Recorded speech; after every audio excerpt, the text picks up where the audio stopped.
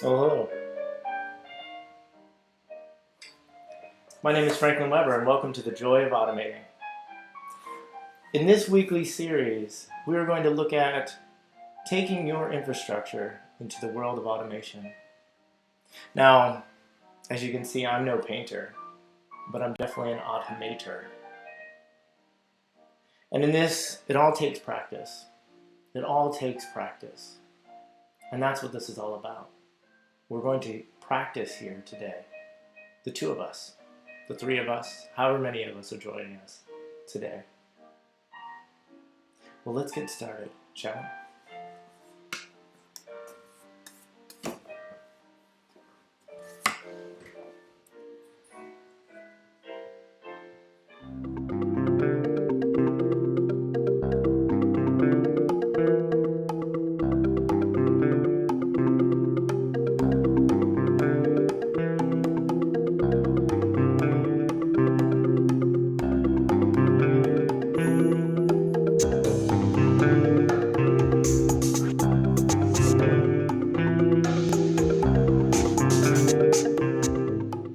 Welcome back. Well, let's get started. Today we're going to solve some simple problems. We're going to move through a script that we're going to actually turn into a recipe. So this is a classic problem that you will probably come in contact with in your life, especially starting to work with Chef. And let me show you a little bit of what we're going to do today.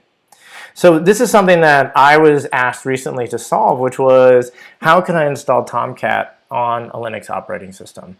And I don't have a lot of experience in terms of setting this up. So my immediate moment of thinking of like, what should I do, was search the internet for something. And in this case, I searched the internet for an article that would just walk me through an initial setup of Tomcat.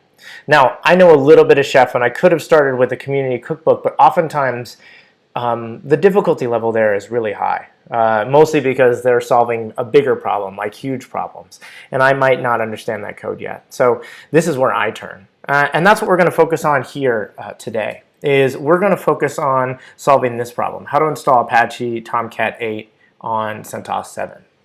Now, this isn't exactly your problem, but the point of it is for us to work together to read and sort of use this as what most programmers call like a kata. In this experience, we're really just going to focus on not getting it perfect, but just trying it, solving a problem within the parameters that we have here. In this case, I'm solving the problem within this hour time frame that we have. You have as much time to work on this as well on your own. I encourage you to follow along if you're there, if you're typing, if you've got enough screen space to see me and see this article. I'll paste this into the chat, and we'll get started in just a moment. All right. And let's go back to the chat over here. New to me, got to figure this all out. Okay. Great. So let's get started. Okay.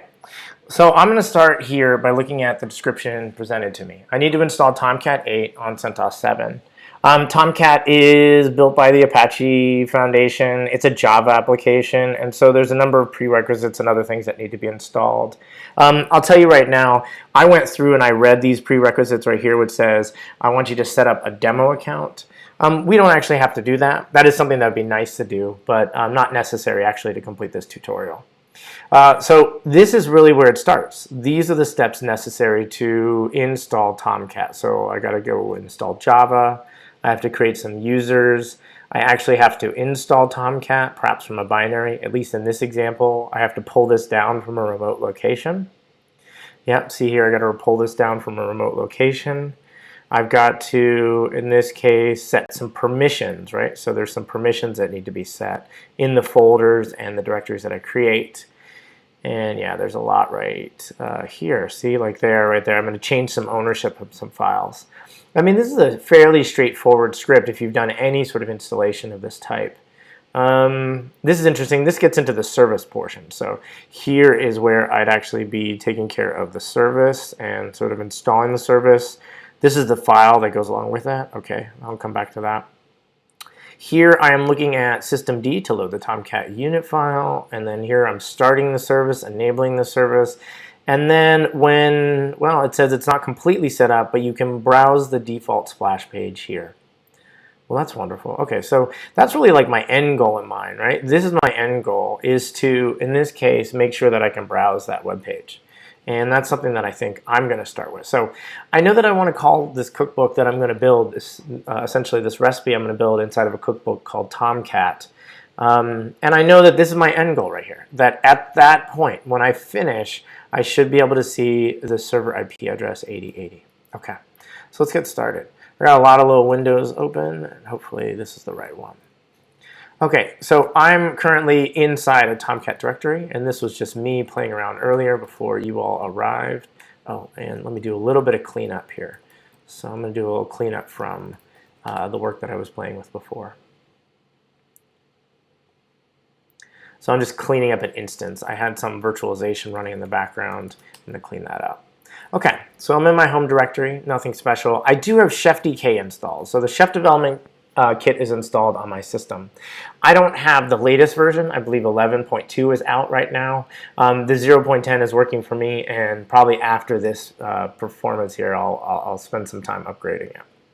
All right, so I'm going to use the Chef generator tool. So Chef has a tool now, Chef, and you saw with the version command. And if I use the generate command, this one is going to help me generate a cookbook. Here's all the things that it can generate, and I'll expand this a little bit. So it can generate app, cookbook, recipe. So I'm going to generate a cookbook. I like this because it's going to take care of a number of the directories and folder structures for me. And there are other tools to do this as well. There's Burkshelf, there's a few other things that will generate a cookbook for you.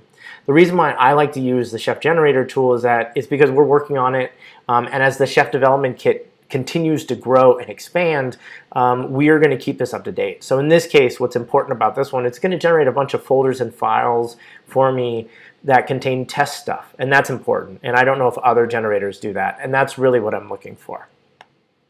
Okay, so I'm going to generate a cookbook named Tomcat. And this Tomcat cookbook that I'm going to create is going to actually, underneath the covers, I love it at Chef because we talk about it, we say we're using Chef to generate you some more Chef, right? So we're actually using a code generator cookbook with the cookbook recipe given this parameter that's being passed in, and it's being specified. And essentially we're building you a cookbook with that value all throughout your system. So this is great.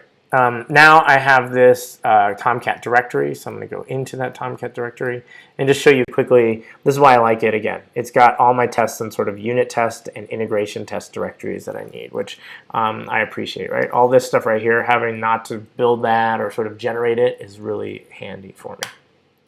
Okay, so let's get started. And it's hard to know where to start in this case. I mean, we have a list of directions here. Let me scroll back to the thing here. Okay, scroll back to the example, the script here. We have the list that we're going to follow through. So there's two ways we could go about this. We could start at the top and kind of work our way to the end, right? Sort of figure out and translate each one of these. But I'm a big fan of starting from the end and not exactly working back, but at least writing the one test that I know really means something. And in this case, the one test that I believe really means something is, can I get to the website at port 8080? That's the thing that gives me true value, and I know when I'm really done. So to write that test, we have to start thinking about platform that we're going to be testing on and other details along that way. So let's actually look at this project and see the test set up so far. So I've opened up, let me actually open it up again over here. I'm opening up this directory, and with Atom or Visual Studio Code, it's going to give me this whole folder structure on the left-hand side, and that's great because then I can visualize each file. It also has this fuzzy find. At least on my Mac, I do Command-T, and I can just type in the name of the file, which is so nice because it lets me see this stuff, very quickly and jump to it. So you can type in like default or recipe default and really find your way to a file quickly. And that is just going to save you a ton of time when working with cookbooks. Okay, so I see right here, this is not exactly what I want. I want CentOS 7.1, right? So I don't want 14.04 Ubuntu, but I think CentOS 7.1 is what I'm hoping for. And the reason for that, again, is because the tutorial is walking us through Tomcat 8 on CentOS 7. So it just happens to be the platform for this tutorial. I'm going to save it. And now with that all set up, I believe I'm ready to get started. So what I'm editing right here is the kitchen configuration file. And this kitchen configuration file is going to control how we actually sort of spin up our test instances and things like that. Now, I can create an instance, and I'm going to do that in the background right here by doing kitchen create, and then talk about, or at least start writing our first test. You'll notice I'm going to move through some content pretty quickly here. And the whole point is for you to watch this again and again and sort of focus on little bits and pieces as I build things. So some things I'm going to go through in painstakingly detail, and then sometimes I'm just going to blow through something. That's what the comment section is for and the chat is for, and that's for review of the material. So if you feel like I'm going too fast, maybe something else I'll slow down a little bit and you'll get a lot more detail. But follow along as best you can. All right. So I'm going to create this instance, and this test instance is going to spin up in the background. Now I'm using VirtualBox locally with Vagrant, so I can see, or if I were to keep this open, nice because I've never used the VirtualBox interface, and I'm sure as anyone else that's fallen in love with the command line, you don't even want to learn the interface, or it might not even give you the options you want, classic stuff. Okay. So now let's actually write that test while we wait for that. So we've got test integration default server spec. So by default right now, what's happening is when we generate a cookbook, it's going to give us server spec tests, and we're going to change that in the future. It's going to be in spec. For right now, though, because I'm using an older version, and even 11.2 has the same server spec, in the future we'll make it in spec. But right now, let's just write some server spec today. And they're so close that any effort and any time spent learning one, you'll be able to understand the other with no trouble. Okay, so I want to describe my end state, and my end state was, can I make sure that, can I reach the main website that gets set up? And in this case, that would be 8080. And here we go. So it's what? Standard out. Now I've got this memorized. Let's just say it's got to say Tomcat somewhere in that document. I've got this memorized, but the place that really you go if you need to find any kind of server spec documentation happens to be at serverspec.org and this resource types. So if you go here, you're going to find every one of the commands that you're going to need or any sort of help that you might need. In this case, I'm using the command resource that's available, and it's saying I specify a command, and then I can specify its standard out, error, or exit status. So in this case, I just want to make sure the standard out matches somewhere in there that it says Tomcat. Great. So let's go back to the command line. I'm still waiting for this instance to come up, which is okay. While that's happening, I can try a few other little things and get that set up. So here we go. Oh, it's almost done. Okay, so this initial test here is going to make sure that everything gets set up. Now, I don't have anything specified inside of my recipe, and that's okay. I'm just going to run my test initially just to ensure that everything is working. And when I think about what test I'm going to run, I need to return back to the kitchen YAML file, because in the kitchen configuration file, it tells me it's going to use the Tomcat Cookbook's default recipe. So this right here is important. This is telling me what run list that I'm going to specify. So when I'm ready now and I run any kind of test, which I'm ready, so I can run kitchen create, oh sorry, not create, converge. That would converge the system, and then right away I'm just going to go verify it, which means run that one test that I wrote. So when I converge, I'm going to install Chef, and that's going to take a moment. And after it's done installing Chef, what's going to happen is that it's going to then converge the recipe. Now, we don't have anything in the recipe, so it's going to be blank, and then it's going to execute the test. And my hope is that the test is essentially going to break, right? That's what I'm hoping for. I want the test to break because I want to show the work that I need to accomplish here with the work that I'm doing here. I mean, it'd be amazing if the CentOS image come with Tomcat pre-installed, already configured. I mean, that's exactly what I want. Not what everybody else wants, of course, but in some cases you'd be surprised. Things might already be installed or already present.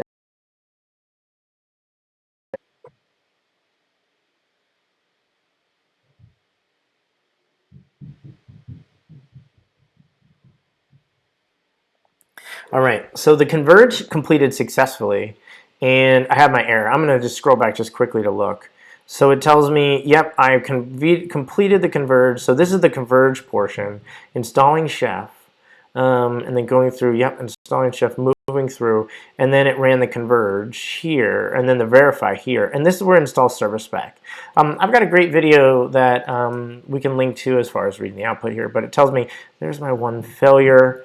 And it says it didn't match anything, and what we got was this. I got nothing, and I expected Tomcat. Okay, well, let's not worry about it then. Like, that's exactly what we want, right? So that's great. Now, this right here is not the error, so if you ever see this, don't worry about this. I mean, this is the error. This is the command that's run that actually generates this sort of error output, and that's where you want to focus. So that's great. There's no website set up on port 8080, and now it's time for us to do our work. Okay, so I'm going to move this over to the left-hand side of the screen. I'm going to bring in the Tomcat tutorial and kind of keep that up so I can keep that and read that and move along with it as well. Hopefully it's large enough for everyone to see. Let's get started. So I'm going to come to the recipe, and I'm going to think about the first thing it tells me to do. And it says I need to install this package. And it says I'm going to be using Yum to do it. Okay. Now, I've got some familiarity with Chef. And in this case, I know that I could run or execute this command, right? I can just immediately paste this in here. And I could say execute this command right there and just run that. But there's a package resource that's present, and so if you ever find yourself, just doing a package install or something like that, we're going to use the package resource. All the documentation for Chef for all the resources is great. If you come to docchef.io and you look for resources, you'll see about resources and providers and custom resources. I think what we want is resources about resources. So let's go here. Yeah, and this is the page. Now, I'm going to zoom it out just a little bit, but this is the mobile view of it. But normally when you come, you'll probably see something like this. No, this is not the page. This is the one that I'm having trouble finding. Resources, not custom resources. Common functionality. Yeah, that's pretty good. It used to be a wonderful, wonderful link around here. Resources. Yeah, well, I'll come back to it. If you come to the resources, what we're going to be using is the package resource. So we'll come back to that in a little bit. All right. So we're going to use the package resource to solve this problem. But before I do this, remember I said I wanted to write a single test, and that single test was going to actually test the state of the system, and that means it's true or not, or it's working. I don't really actually care if a particular version of Java gets installed, but I may be interested, at least for now, writing tests that I eventually will throw away, which is maybe I want to make sure that a package gets installed on the system. And in this case, I want to make sure that this Java package gets installed on the system. I should just be consistent here. So I want to make sure that just this Java package gets installed on the system. And I could say describe the package, and right, I think I can say describe the package, do end, it should be installed. And again, I can always refer to the service spec documentation if I'm not familiar with my syntax here. So I'm going to look for this package, and I see be installed. Yeah, so describe package should be installed. Wonderful. So that's what I want. I want the package to be installed. So I'm going to save this test file, and I'm going to run this in the background. So let's go with converge and verify. Now, I didn't save the recipe because I was half done, but I just want to make sure I got a second failure here. So Java should not already be installed, or at least this Java version should not be installed. And I see, yeah, I've got 2 failures. This version is not installed. Well, now I'm actually going to use the package resource and install it. And I'm going to copy this Java 1.7.0 OpenJDK devel and make it a package resource. And I'm going to run kitchen converge and kitchen verify again. And my hope now is that I'm actually going to have one error. Now I'm kind of baby stepping it through this process, right? I'm baby stepping through this to see, can I sort of build it piece by piece? And like I said, I might even throw these tests away. Tests are great to build confidence, or at least build the confidence in here. It's not exactly like a house of cards of like, you're stacking these cards up. But a lot of times it feels like if you're making too many choices and you have this sort of one long test, this test like that's right at the end that sort of proves it. If you've got too much ambiguity in the middle, for me at least, it feels more comfortable if I've got these little tests along the way, kind of this scaffolding, I guess is probably the right term for it, what I describe it as. Scaffolding that allows me to figure out what's going on along the way that I eventually am going to toss. I'm just going to throw it away. All right. Here we go. It's converging and the Java got installed, and then I see I have, all right, 2 examples, 1 failure. Sweet, right? 50%. It sounds like my high school transcript there. This is telling us that Java happens to be installed. So we've done the first thing correctly. We've solved the first box or solved this first area. That feels good. All this text, we just did that, and we didn't even really read it. How exciting. All right, well, let's get into creating users. It looks like creating the Tomcat user. Here it tells us we need to create a new group. So again, I could copy this command in, right, and I could run an execute that does this. But we have a resource which builds groups, and we could say, hey, I want to create a group called Tomcat. Now, it tells me here there's another command, and I'm not familiar with this command. I don't and have not spent a lot of time on Linux. We could run this command here. I'm going to just kind of delete these out so you can kind of see them a little bit easier. But it says what we want to do is create, I believe, user add. Sounds like it's going to add a user. I don't know what this flag is, so we're going to look that up. And it tells us we want to do a shell. I think that's a shell which says the shell is no login. So we want them to have no login because this user is not a real user. I think this probably is group, but again, we'll look at documentation. So it tells us we're in the Tomcat group we just added, and I don't know why this directory and what this is all about. So let's just take a look up at the user add documentation. I could look it up on my system, but it's a little bit sometimes easier for me to control the font here to play with it. Okay, so we are looking for the -M flag I'm not sure about, the G flag, the D flag. So let's take a look. The -M flag, do not create the user's home directory. Okay, so we don't want to create the user's home directory. And we want to -S, which I'll jump here, shell, the name of the user's shell. Okay, so that's right, because normally that's where I'd put bash or ZSH or something like that. -G, let's go up -G. Lowercase g is the group, so that's the name of the group or the group ID. That feels pretty good. Okay, so, and then -D is going to be home directory. So this is the new home directory. Okay, so what we want is this home directory for this user. And then we have this value, which is probably the last part of it, which is the actual name to log in with. So that's it. So that's how we're making the user. Okay, all right, fun we get some ads.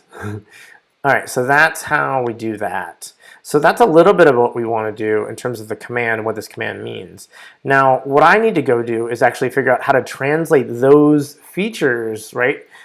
Those features from the command to the actual, what it means to be, like, what is it in Chef? How do I express that in Chef? So I'm going to look through the documentation to do that.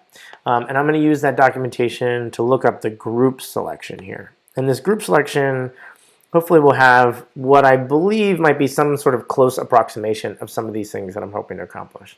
Let me make this a little bit bigger so it turns into the mobile view and I just focus on that. So I can specify a group name and I can specify a bunch of different parameters inside of here. So I know that I want to look at -M, which is don't create my home. Don't create my home. Let's see. I see here that I can specify various different things. Oh, sorry, this is a group Tomcat. Done. I'm sorry, I needed the group, but I need the user is what I'm talking about. Ah, that's right.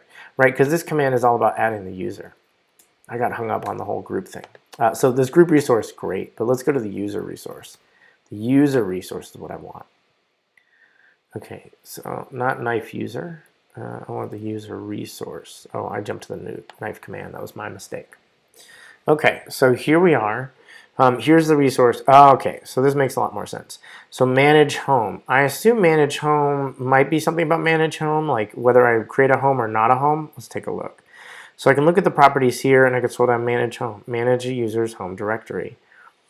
Okay, so we can set it to no or false, I think is what we want here. So to manage home. So that happens to be false. We don't want to, I think that means turn that off. We need to specify a shell. So let's go back to the top. Or actually, let's scroll through here and maybe shell is a value. Shell, there we go. So here's the login shell, and that's just with the shell command, or the shell property. So the shell, and I want /bin/no-login. I'll assume that's on my operating system. And I wanted to join the group Tomcat. So let's see if there's a G for maybe groups. So let's scroll back up. Here's group, and there's Tomcat. Okay. Now we're finally, what's -d? -d was a new home directory, I believe it was. So -d being the new home directory, the location of the home directory. So let's specify the value home, and then let's use the value that they're specifying here, op/tomcat. Now we haven't created that directory, so this may or may not work. Who knows? All right. That's something that we've done. We've done and create this. Now, I've done this in an order that I'm not really exactly pleased with. So what I did was I spent some time building this, writing this out, sort of translating into what the resource would be. But I didn't write a test for this first. And in these situations, again, I like the scaffolding idea, building out these scaffolding to help me out. And I think what I want to do then is to comment this code out. So I'm going to comment this code, and then write the test case that's going to fail, and then uncomment the code just so I can see it pass. So it's kind of cheating at test-driven development, but this is one of those tactics sometimes that's useful because a lot of times you don't know what you're building. So let's go through that process. So I'm going to comment this all out. So even though I wrote this and I have this in the recipe, I'll come back to it. And now I'm going to go to my test file again, and I'm going to describe a group. And I'm going to say the group called Tomcat should exist. And I'm guessing again this works. And I'm also going to say, why not? Let's make the user Tomcat should exist. And I'm sure if I really look at the server spec documentation, I'm already on P, so let's go down to U. I'm sure if I found some user stuff, I could get even crazier, which is I could get to the point where I'm looking at, let's just type in user. I can say not just exist, I can even say belong to a group. That would be cool, right? It should belong to group, right? Tomcat. So I can show that connection that's been made between them. And I might even specify they have a home directory. So I can get even more detailed. I don't know if I have to do all of them, but right now at least one more will probably make me feel comfortable. So this should be that, right there. So I'm saying it belongs to the group Tomcat and should have the home directory of op/tomcat. Okay, now I'm going to run kitchen converge and verify. Remember, I commented the things out inside of my recipe. So back in my default recipe, I have no content that's going to change, right? So nothing should be different. Java should already be installed. Really what I should be seeing is a ton of new failures when I run this. And I do. I see, well, it shows me a summary down here of all the failures. I'm going to scroll back up and kind of get a view of it. So here's the summary I like to look at. So it tells me my package is still installed correctly, but my group Tomcat does not exist, and my group user does not exist. Oh, did I call it user? I called it user. That's a good thing too. I meant to call it user Tomcat. Okay, so I'll rerun that again, but that's a mistake I made here. So it should be the user Tomcat, not the group user. And it should say should exist, belong to Tomcat, and have that home directory. So I believe that's right. Okay, so I know my tests are failing. I'm going to rerun this one more time. And while that's running, I'm pretty sure they're going to fail correctly. I'm going to uncomment out the default recipe resources that I wrote here. And I'm going to watch this fail in the same way, but make sure that I just got my same failures that I wanted, but now it says user Tomcat. Yeah, which is fine. That's exactly what I want. And now I'm not going to be concerned too much with the actual sort of output from that run, but I'm going to focus on the output from this run.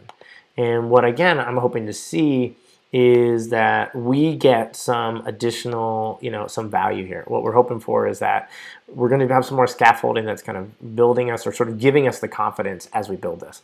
And it looks like it's right. We've got a group Tomcat. And now I've got the user Tomcat, and that system is already set up. So great. So I feel confident to move on and forward. And what's great is we can move on to the next section, right? So we've created the user. Now I haven't tested all these features, but we could come back for that. We can look at that. So we're going to tackle the next challenge, which is going to actually be installing Tomcat. And so let's go through the default recipe again. And here, I'm going to start here because I know that, again, I don't know exactly the test I want to write yet. I want to kind of build the resource and then comment it out and kind of build it to sort of until I feel comfortable. It tells me here that I want to change into my home directory. I think it's because they just want us to download it to a particular location, and that's fine. And then they say we want me to download this file right here. So this is a command I could run, which is I could say, hey, execute this command to download this system right here, or download this file to my system. I want to make sure quickly, does this file exist first? You know, because this tutorial might be out of date. And it is. So this does not exist. So let's take a moment. Let's go back a little bit. I know that with Apache Tomcat, you can kind of walk the directories. So I'm going to walk the directories here. And I'm going to find the path that I believe is going to be, hopefully that'll load up. If not, I've got the link that actually it gets updated to. But no, oh, there we go. Tomcat. I want Tomcat 8. And if I go to Tomcat 8, it looks like 8.0.3.2 or 32. And so here's the value I think eventually I work out to if I walk out the whole path. So I'd go in the bin directory, and then I would grab the tar gz file that happens to be in that directory. So this is where we're going to go to. So this is out of date, so I'm just going to update the link and just my comment here. So really the difference was 23 to 32. So there's been a few releases since that time. Okay, so we've got this. Now we can use the wget to pull this down, but there's another resource that's available inside of Chef, which is called the remote file resource. And the remote file resource lets us specify to pull down a file from a remote system. So I'm going to write the remote file resource.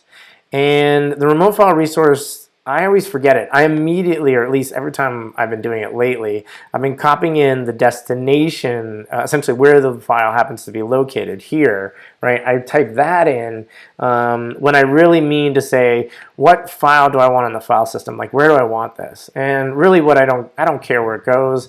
I just want it present on the system.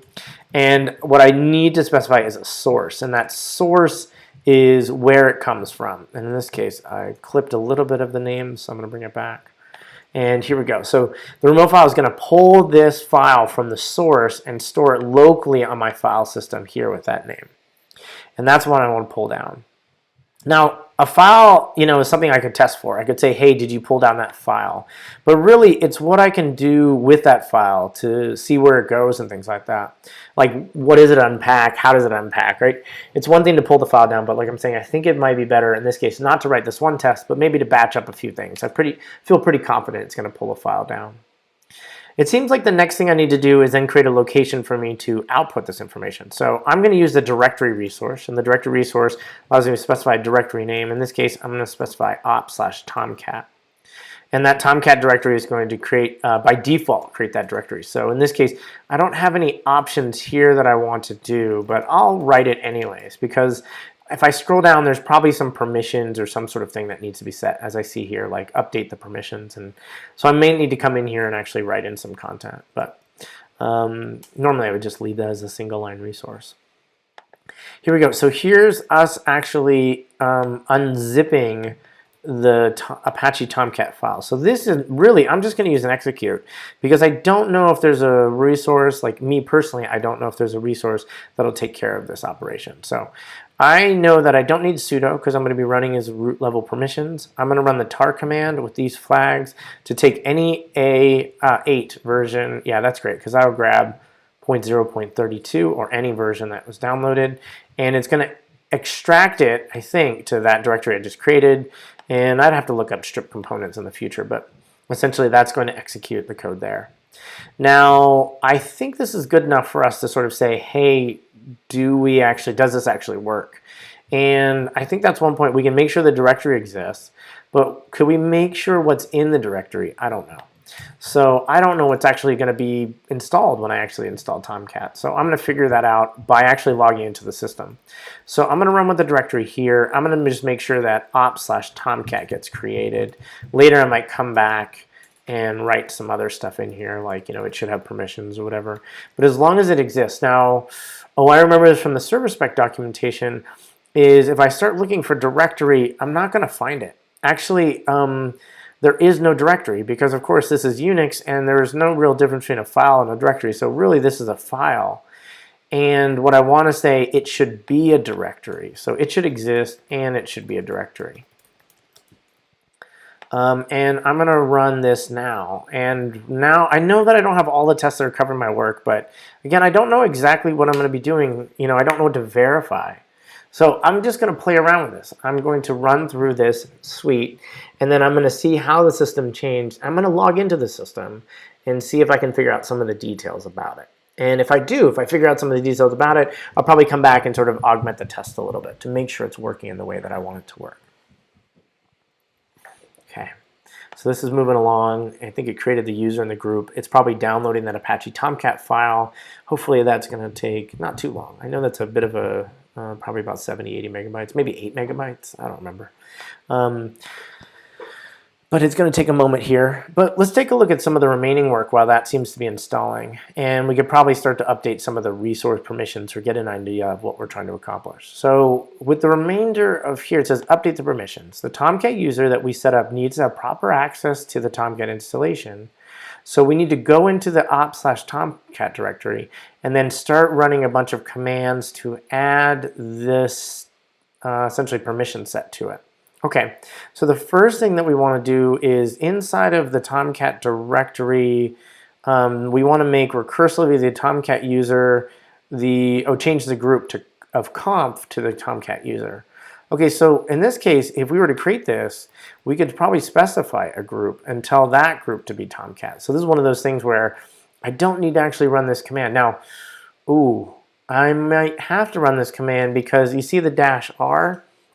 The -r says do this recursively, like specify this recursively. And currently the directory resource inside of Chef doesn't recursively, it'll build the directories recursively. It'll set the permissions on those directories, it builds recursively. But in this case, because we unzip some files, it's not going to change the permissions for them. So we'll take a look at that. And I'll see what we'll see what we get here. It's still downloading the file. Well, I think what we're going to actually have to do is run this command. I think we're going to have to run the change group command to see this work. Because while I think that this is going to create the directory, I don't think it's going to do exactly what we want to do. It's not going to recursively change any directory and subdirectory to the group of Tomcat. So I'm going to actually include that, and I'm going to make a note for myself, and I should probably make a note for this one. This is not idempotent, and what I mean is that this is really not desired state, right? This is not the desired state because this is going to be executing every single time. So if I were to do something about this, I'd probably come like, I need to change this to to a desirable state thing. So I need to find a resource or a cookbook or something like that that might help me. Now the remainder of these commands I could probably run as well, which is like I want to change the mode of the group to this right here. Again, this is a single directory, so that's okay. The one afterwards, I know that I don't have the ability to do, so again, I'm just going to run it like this. So it's not great, but that's how it's going to work. Okay. Now, here's something that I want to look at as well. So this one right here, I think this one is where I can set the conf directory to allow this value right here. And you know what, I don't remember, because I know if I specify a directory, right? So I can specify a directory here. I can specify opt/tomcat/conf, because that's where I'm at the moment. I have the directory resource. And what I'm going to do here is specify the group for that. Oh, actually the owner for that. And the owner is, I'm going to, syntax highlighting. I'm going to specify the owner here to be, in this case, change the mode. Oh, change the mode, not the owner. Change the mode. So here I want to specify the mode. Now, this mode right here is specified in this way. From my experience, I usually specify a number, like 0, 6, 4, 4, 7, whatever type of thing. I don't know Unix file permissions, so I'm going to do a Unix file permissions calculator, something that I've looked up in the past. In this case, my hope is I want to give the group user read, write, and execute. Most of you probably get this already, but I use this just because it's nice and helpful for me. So I'm going to type in this, quote, the mode is going to be 0070. And this is one of those things I probably should have written a test for. So I'm going to get a little sloppier here, but describe the file. And I'm going to say, hey, let's make sure that the Tomcat comp directory, now that it's unzipped, it should exist. Why not? You know, that's a good thing to test because, and it should, let's see, mode. B directory, I bet there's a mode, B mode. Yeah, B mode, B mode. And now this is something I know from my experience working with server spec, is that it just wants the number. So in this case, it wants 70. So in this, you know how I wrote 0070, server spec wants me just to write 70, not 00 in front of it, not with quotes around it. They just want the number 70 because that's what they want to see on the system. Okay, now let's go back. Ooh, we seem to be still downloading Tomcat. Well, we'll continue on and we'll batch up a bunch of changes and we'll fail or succeed wonderfully or miserably, however it goes. Okay. And then the final thing that we want to do here in this section is we want to recursively change the ownership for the following directory. So again, this is one of those where it's not idempotent. And I'm sure there's a way around this. And I'm hoping that those of you chatting at this moment is solving that problem, able to see those things and probably provide some assistance or some help to other people that see that. But as a new Chef developer, this is a problem that you oftentimes come in contact with. So again, this is not desired state, so I'll just put a little note about it. You know, I solved one of those, right? At least I got the directory up above. You know, this one right here, at least I got that one in a desired state, which is nice. These recursive ones are a little more difficult. Okay. And I'll check one more time, but if that isn't done, let me cancel and just run it one more time, which is probably not the right thing to do because, of course, it'll blow up. Yeah. Yep. Let's do a little cleanup, and then I'll run kitchen verify again. Okay. So we'll take a little bit, we'll go a little further here. It seems like, you know, I should make sure that the desired state of these things is also owned by Tomcat. So while I'm not doing the desired state exactly, at least getting it right, I'm going to run through and write this out. So let me take a moment to kind of full screen this. I could write this, I could say describe the file /op/tomcat/web apps right here. And I could do that for every one of these and say it should exist and it should be what? It should be the owner. It should, and let's look at the documentation again for server spec, have the be owned by. So here it is right here, be owned by. Be owned by Tomcat. That's pretty good, right? So it's going to tell me I've got user Tomcat here. And the problem is I got to repeat this block a bunch of times. Now this is frustrating, you know, having to repeat this. Well, this is Ruby, so I can actually build an array, and I can build an array that writes out all these values, like essentially these paths that I want. I can do this like this, but as someone that's done this, you know, worked with Ruby for a while, I can either write that, or I can instead write the shortcut version of it. If you use the %w character, you can essentially drop all the quotes and the commas off. So this is just a shortcut. If you are familiar with Ruby or less familiar with Ruby, this probably feels more comfortable for you. So just everything I'm doing here, just kind of, you could do that as well. So each do, and then we'll just call it path. So that's just an example. I'm going to do the same thing here. So this is an equivalent of it. Now I'm putting this inside of a loop here or a block, and so I'm going to indent this slightly. And instead of writing web apps, I want to specify the path. I need to escape out to do that. But I need to be in a double quoted string as well, because if I'm not in a double quoted string, it's not going to work. And I see now that this should work. Like this is going to recursively look through each one of these items and then see the state of the system is where I want it to be. Okay. All right, so that is going to set up or sort of verify the last stage of that section. Let's keep moving forward while I wait for this converge to happen. Now, it tells me the next thing I want to do is manage the service stuff. So I'm going to go through and manage the service stuff. And here it's telling me that I want to create a file. So create and open this file. Now, I'm not going to be editing files manually. I'm not an animal. I'm using Chef, right? Like, only animals log into the system and manipulate files and change things around. I want to use chef, which is elegant as a way of solving this problem that I don't have to edit these files. So that's what I'm going to do here. Oops. That's what I'm going to do here.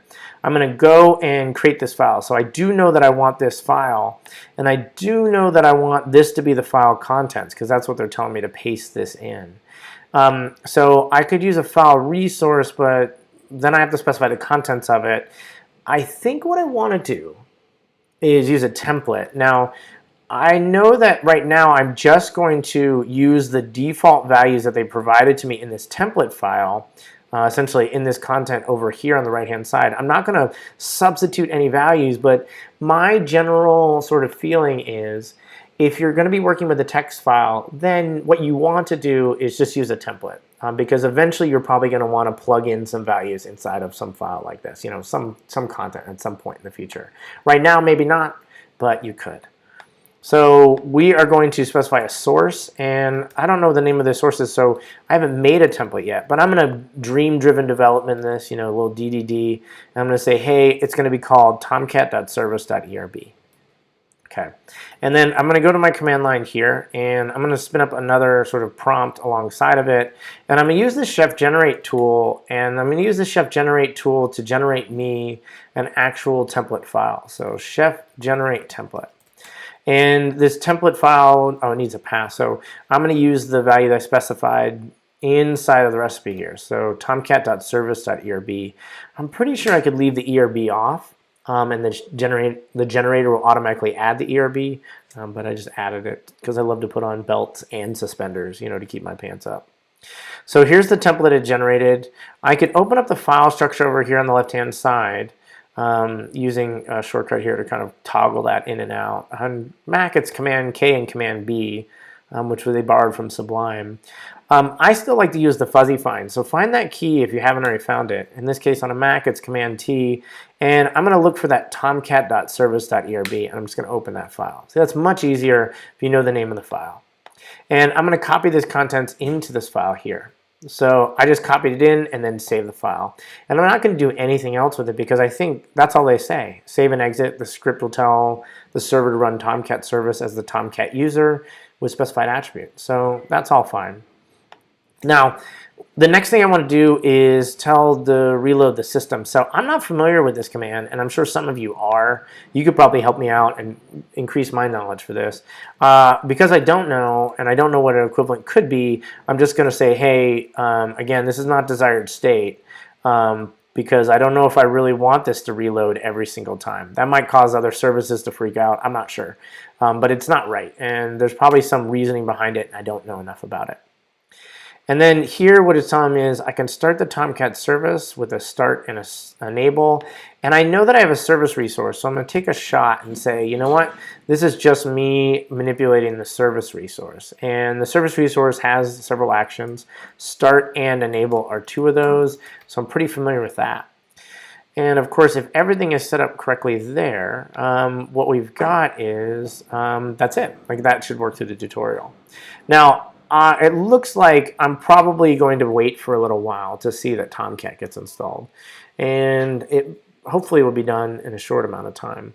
I'm going to pause for a moment and take a look at the comments if anybody has anything. I saw some lively chat going on and around. And I got some good feedback already. Don't use this for mode and things like that. So let me take a look at those while we wait for this to happen. So.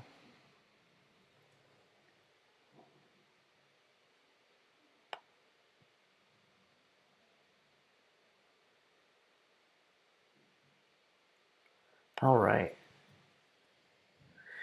There's a good question by the Coder Club Dojo. Can you use this test idea outside of Kitchen?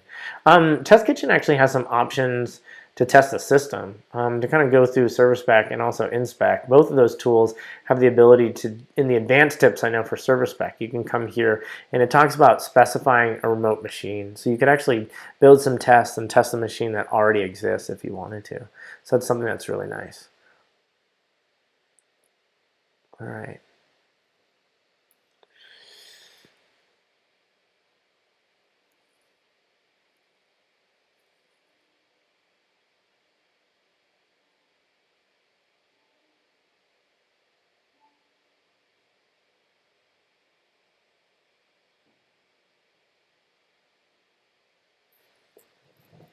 Well, it seems like we're waiting for this. So everybody, why don't you take a break? Pause for a moment, get up, stretch, drink some water. We'll see if this goes through.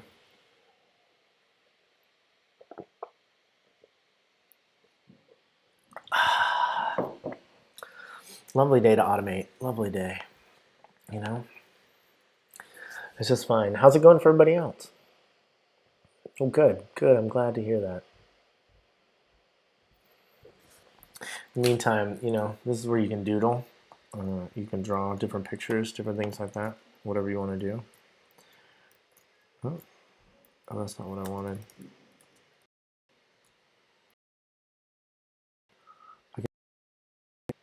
Oh, no. There we go. There's the top part of my fro. I'll wait for this. I shouldn't have moved. There we go. A Franklin original. Well, we'll wait a few more minutes with this. If not, we'll kind of wrap it up and see where to go further from this.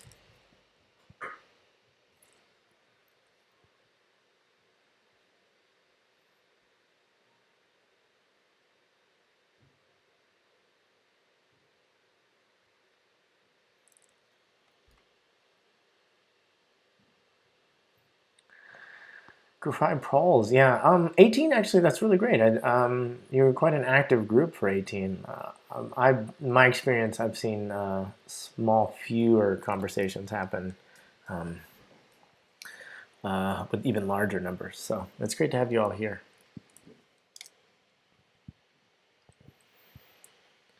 All right, and now this is the time where you go, yep, all right. It's time to go read XKCD. All right, so what's going on here? This is, I'm just giving you the whole insight of what someone that does chef does, completely. Here we go.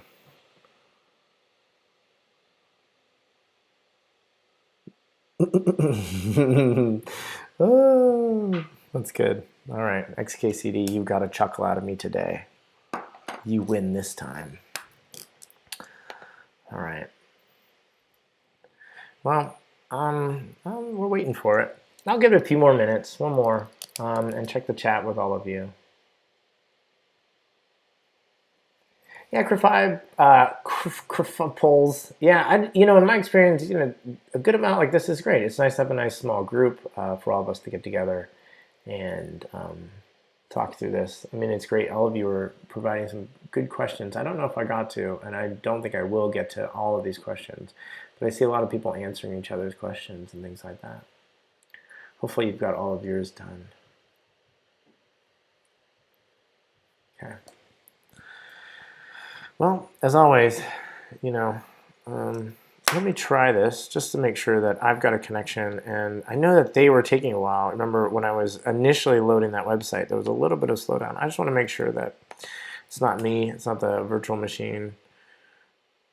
It's 8 megabytes, but it's taking from their website a long amount of time to download. So it's more their website. I downloaded it yesterday and it wasn't that long to download. So this virtual machine is going to take a while. It looks like something like 4 minutes. So we started a while ago.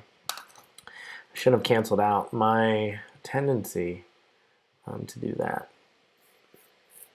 To cancel things before they're finished.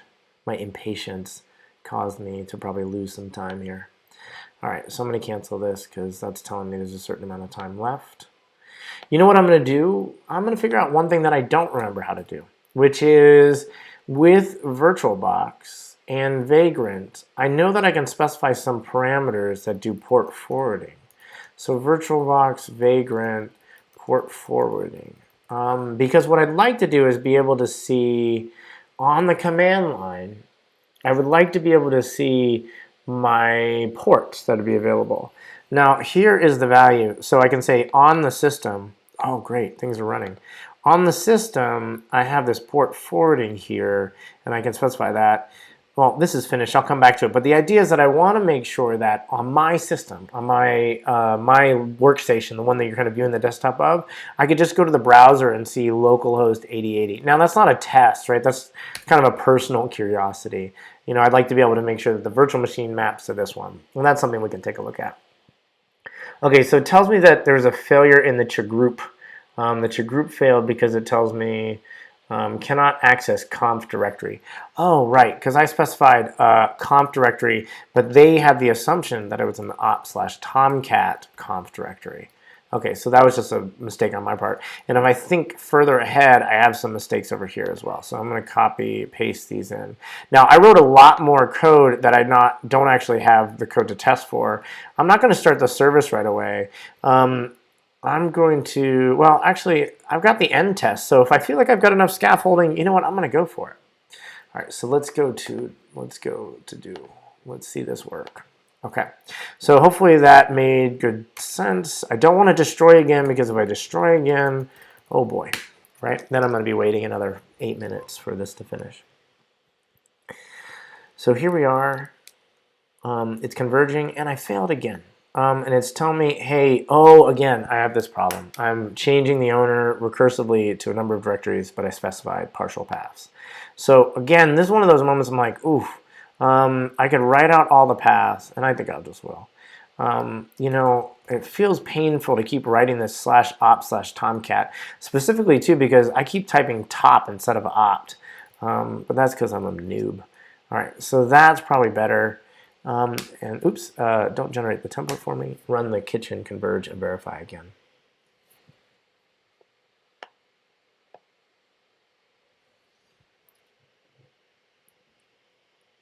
All right, so that converged correctly. We saw 9 out of 14 resources converge, so that's something important to note. Remember, I've got some noisy resources, some what I'm calling those ones that are not idempotent. There's not a lot of test and repair going on. There's not a lot of desired state. So we got that 9 out of 14 resources. So that number is always going to be high. I think it's going to be a little bit higher today or right now because, of course, we are seeing things, what we're seeing is, you know, of course, resources are going to take action every single time. Now, I ran this, I have 18 examples, and I have 0 failures. So I built enough scaffolding that I felt comfortable to kind of get to my end goal. And at this moment, I probably want to go through and delete some of these tests, some things that I don't need or I don't feel comfortable having, right?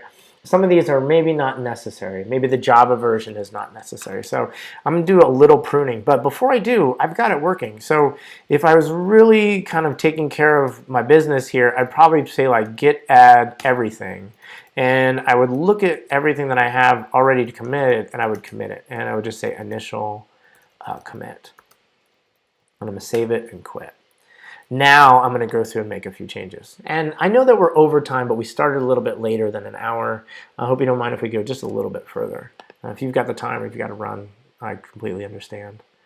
So we are now going to go through and make some changes. So I'm going to remove this right here because I don't think I really care about the package. Because as long as localhost is returning 8080, I feel pretty confident that we've got Java installed. Now, some of these other directories with these particular modes and these particular setups, I think these are pretty good, and I perhaps want to leave them in. I could probably write a few more, but I feel pretty confident with what we have here. If not, you know, what I'll do is sort of think about other things that I might clean up. So it's not a high priority compared to other things. So I see this one file. One file difference is me removing the package test. So I'm going to add this file. And then I'm going to commit this file. So commit this difference. I'm going to say update. In this case, it's the test suite. So it's my, I could say like my integration test suite. We'll just say update the test suite, not to verify. I'm not sure in this case that I care about the particular version. Right? In the future, my test would fail if I did a different version of Java. And that's the kind of thing that also makes me nervous about it. So I don't really care about it. And then there's a lot of things here that I'm going to leave as an exercise for all of you and for us perhaps to talk about in between this, is that these things right here are not in a desired state. right? There's a lot of operations here. The remote file is great. It's going to pull down the file only once, right? So if I continue to run this, it doesn't pull down it multiple times. But I believe it's going to try to extract this every single time. And I can see this whenever I run my kitchen converge and verify. So I'll run through the back of my commands, kitchen, let's just use Control R, kitchen converge and kitchen verify. So we'll see here, remember it said 9 out of 14 resources. We're still going to see all those execute resources taking action every single time. And that's something that's a problem. Also, even this directory resource is going to take action because I bet what's happening is, or some of them are going to take action every single time because, you know, that directory keeps unzipping this thing, you know, untarring this thing inside of that directory. And that's something that's a bit of a problem. And so we're going to see a lot of noisy resources, and I think the final version is 6. So this is the thing that we don't want because this is noisy. This shows that we don't have a system truly in a desired state. We're executing these commands every single time, and there are ways around this. And I wanted to show you or illustrate to you some ways that we could do that. Oh, and then, yeah, I'll show you that. So here we'll go to the docs page. So I'm going to go to the docs page and I'm going to find the resource page, and I'm really going to find the resource page this time. I'm really going to get to the right page about all resources, not about resources, but the common functionality is actually where I want it. So if we take a look at common functionality, and I'm going to zoom out a bit so you can see the panel on the right-hand side, there are 2 sections that I think are super important to take a look at, particularly for cleaning up or sort of refining your recipes you've built like this. So here's the guard section, and then here is essentially the notification section. So first take a look at guards. Guards allow you to specify additional sort of tests that ensure that the resource happens to be in a certain way or the state of the system happens to be in a certain way and whether it's going to take action or not. So you might use a resource, in this case right here, apt-get update, unless, right, apt-get update, not if. Don't do it if this file already exists. So you can do this. You can write this sort of code and you can write these commands. That's what it's showing you here. Is that you can say, hey, if the user already exists or if this already is present. So we might be able to do that, right? We might be able to say, is the state of the system already in what we need? Does this user already own this directory, right? If we look at some of the code that we've already built inside of here, right? So we could look at this and say, hey, maybe don't recursively add the read property because we can check by running a command, whatever that bash command happens to be, to check for that read thing. There might also be a community cookbook that does that. The same thing might be for here. Do we want to change ownership recursively across all these directories? Maybe, but what if that person was already the owner? And maybe there's a command that we could execute to figure out that owner. If not, you know, maybe this isn't so bad. This one right here is probably something that, you know, you all understand and probably could figure out. I've not had an experience with this, but in this case, causing the daemon to reload might be something that you don't have to do every single time. Maybe it's only done the first time or only every time this configuration file gets dropped in place, right? So there's a power here in this, and that's something that to take a look at is that guards are one thing. We might want to create relationships between things. So in this case, here, when the remote file changed, we might want to then run the execute resource. So perhaps these two together here, and I'll just move this one up to kind of get this out of the way to kind of show their relationship, right? If a new file were to be downloaded, that's the only time we might want it to untar the file. And we can't really do that with clauses like the not if and only if, but we can do that with notifications. So take a look at notifications. Notifications allow a resource, in this case, to send a notification to another resource. And this is something like an if this happens, then that should happen type of structure. Or I like to think of it like dominoes, right? So what you have here is this sort of functionality where you could have dominoes. So if this were to take place, you know, if this were to be changed, a new file to be downloaded or the file would be downloaded for the first time, maybe then you should say notify the execute command right down below, right down below. Right, and you would figure that out by reading this documentation and running through that. And those are the two activities I asked you to do. So walk through this, you know, run through this activity with me as you might have done it. You might change it in the order and the way that you've done it, but at least you have my example to sort of work from. The other thing that I encourage you to do is come here. So this is where I've outlined those further activities. Desired state. So the desired state is the one that I made a big deal about. In the desired state one, what I'm asking you to do is see if you can clean up a bunch of these wasteful resources, I call them. Now, there's something else that we didn't talk about or do is that you could run through and refactor to attributes. Now, if you want to refactor to attributes, that's something as well, right? There's a lot of things, variables here and attributes that might be used to clean up this code. We keep repeating the same group name over and over again. And what if we wanted to change that? Not that Tomcat is going to change most likely, but it might be something to identify.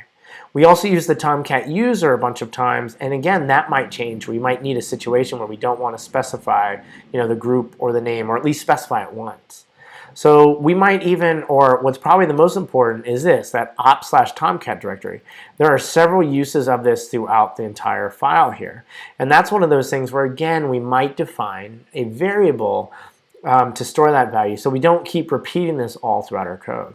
So I encourage you to explore the code that we have here that we've defined and think of ways that you can refactor it and clean that up now that you've got it working. Again, it's all about practice. It's all about providing ways for you to explore Chef and find your way to better sort of understanding of the material and understanding and control and command of all of it. So thank you for your time. I appreciate it. Until next time, I'm Franklin Weber. See you later.